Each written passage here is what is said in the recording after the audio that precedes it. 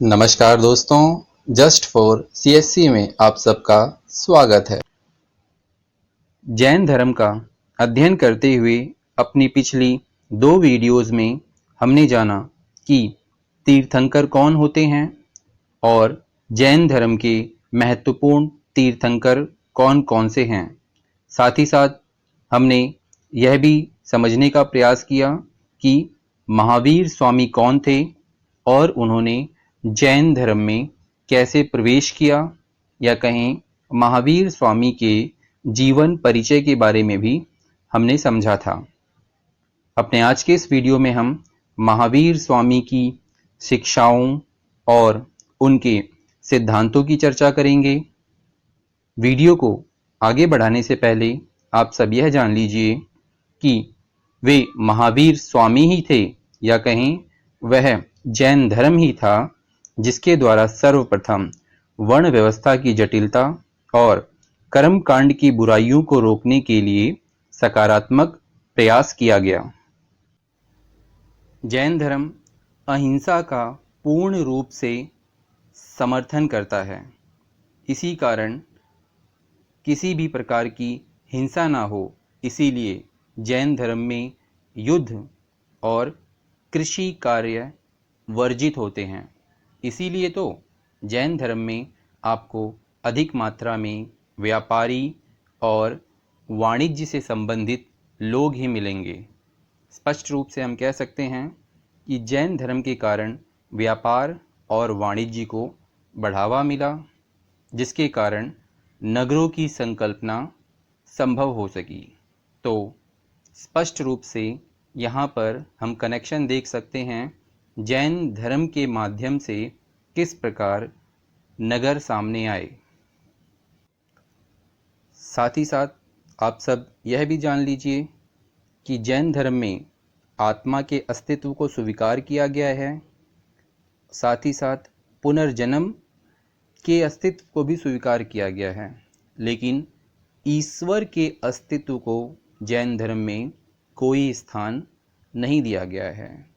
वैसे तो जैन धर्म में वर्ण व्यवस्था को मान्यता दी गई है और इसके तहत कहा गया है कि पूर्व जन्म के आधार पर ही हमारे कर्म निर्धारित होते हैं।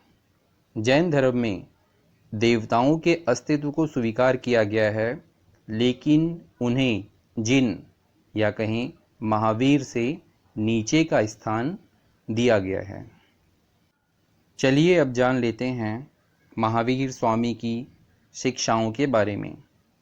महावीर स्वामी, जिनका प्रतीक चिन्ह सिंह मतलब शेर था, इन्होंने वेदों की प्रभुता को स्वीकार नहीं किया, लेकिन व्रत, उपवास और तपस्या पर अधिक बल दिया था इन्होंने। महावीर स्वामी के तप का उल्लेख जैन ग्रंथ अचरांग सूत्र में मिलता है। साथ ही साथ महावीर स्वामी ने अपने उपदेश प्राकृत भाषा में दिए, जो कि उस समय आम जनता की भाषा थी, या कहें आम जनता के द्वारा, सामान्य व्यक्तियों के द्वारा बोली जाने वाली भाषा थी, ताकि महावीर स्वामी जी के उपदेश अधिक से अधिक लोगों तक पहुंच सकें। महावीर स्वामी के 11 प्रमुख शिष्य थे, जिन्हें गणधर के नाम से जाना जाता है। तो जैसे कि अभी हमने बात की, जैन धर्म में पुनर्जन्म को स्वीकार किया गया है, इसीलिए पुनर्जन्म के कर्मफल को समाप्त करने और वर्तमान जन्म के कर्मफल से बचने हेतु महावीर स्वामी ने त्रिरत्न का सिद्धांत दिया। महावीर स्वामी ने बताया कि हमारी आत्मा को कर्म के बंधन से मुक्त करने के लिए ये त्रिरत्न बहुत आवश्यक हैं, बहुत उपयोगी हैं।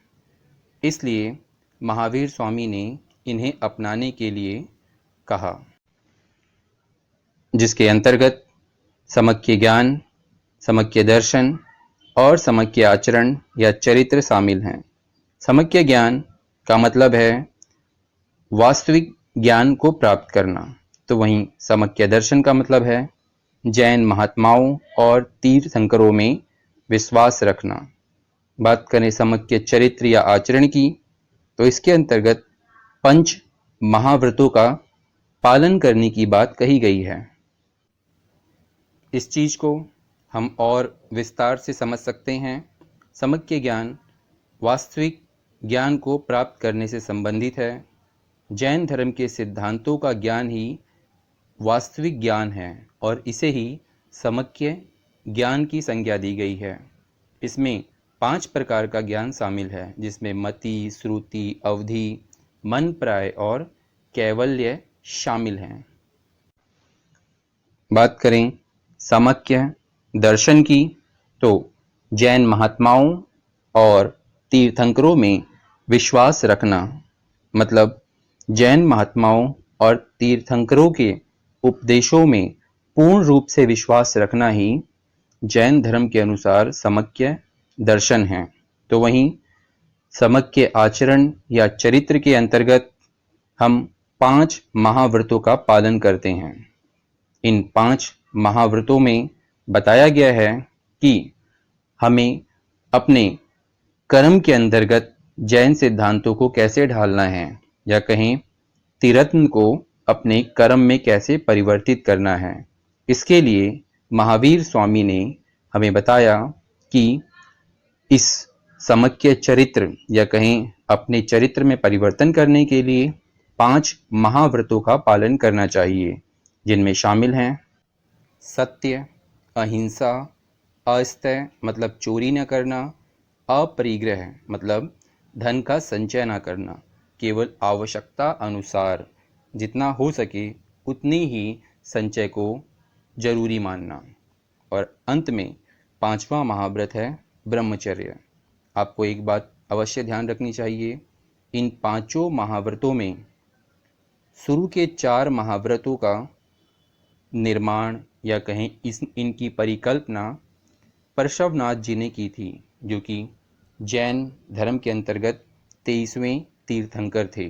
अगर बात करें 5वें महाव्रत ब्रह्मचर्य की, तो इसे महावीर स्वामी जी के द्वारा जैन महाव्रतों में शामिल किया गया था, या कह सकते हैं इसका प्रतिपादन महावीर स्वामी जी के द्वारा किया गया था। वैसे तो इन 5 महाव्रतों को हम 2 भागों में बांट सकते हैं।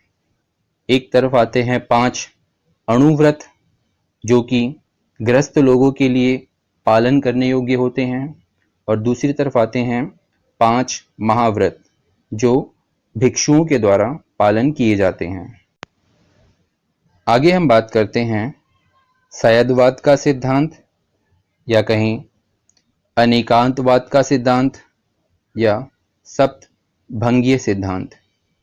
नाम तीनों के अलग अलग हैं, लेकिन तीनों का अर्थ एक ही है। क्या? ज्ञान की सापेक्षता का सिद्धांत। इस सिद्धांत के अनुसार इस संसार की प्रत्येक वस्तु या कहें सभी वस्तुओं के अनेक पहलू हैं, लेकिन मनुष्य अपनी सीमित बुद्धि के कारण केवल उसके कुछ पहलुओं को ही जान सकता है।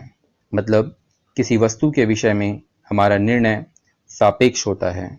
ना तो हम किसी वस्तु को पूर्णतः स्वीकार कर सकते हैं, ना ही पूर्णतः अस्वीकार कर सकते हैं। इस सिद्धांत में बताया गया है कि सभी विचार अंततः सत्य होते हैं और पूर्ण ज्ञान केवल केवलीन के लिए ही संभव है। बात करें अनात्मावाद की, तो इसके अंतर्गत आत्मा के अस्तित्व को स्वीकार नहीं किया गया है, लेकिन पुनर्जन्म संभव है। साथ ही साथ अनित्यवाद में बताया गया है कि इस संसार की सभी वस्तुएं अनित्य हैं, मतलब कुछ समय बाद वे समाप्त हो जाती हैं।